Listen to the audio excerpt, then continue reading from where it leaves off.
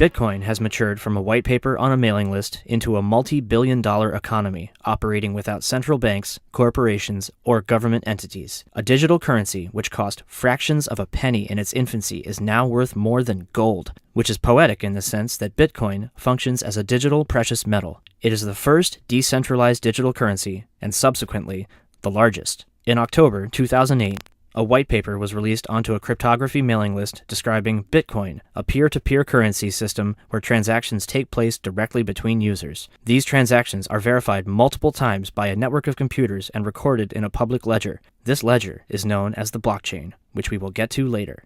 Bitcoin had solved the issue of double spending by using a proof-of-work system based on Hashcash, which was developed in 1997 by Adam Back. While Bitcoin was popular in cryptography groups, it was essentially worthless until April 2010, when the first Bitcoin exchange launched, with the currency trading at a third of a penny. On May 22, 2010, a developer named Laszlo paid 10,000 Bitcoin through a Bitcoin forum to user Jerkos, who was 18 at the time, for 2 Papa John's pizzas. It was the first exchange of Bitcoin between 2 people for a good or service. The pizzas were worth $20 in US currency at the time, but they are now worth $20 million and counting.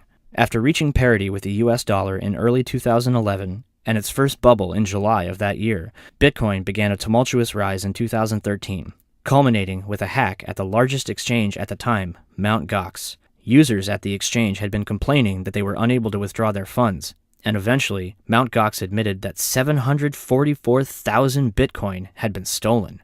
However, this was due to flaws in their security and not flaws in Bitcoin itself. This led to a massive drop in Bitcoin's value, falling from an all-time high of $1,200 to a few hundred. Some declared Bitcoin as good as dead, but here we are, with over 300,000 Bitcoin transactions a day and 16 million Bitcoin in circulation, 5 million short of the built-in cap of 21 million. This by itself is a defining characteristic of Bitcoin. Unlike traditional currency, which can be printed ad infinitum, Bitcoin is finite.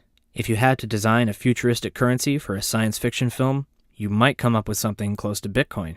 So, let's do some math.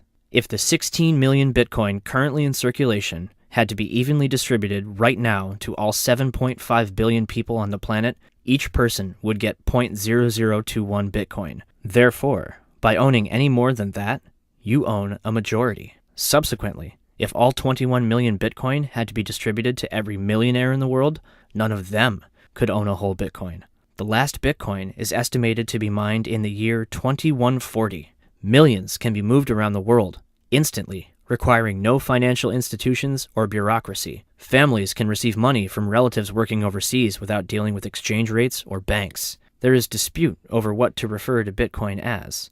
In 2017, Japan officially recognized Bitcoin as a currency. Venezuela turned to Bitcoin after its government threatened to pull notes from circulation. Palestine is considering using Bitcoin as a national currency. Despite where your country may currently land on the issue, Bitcoin is the democratization of money.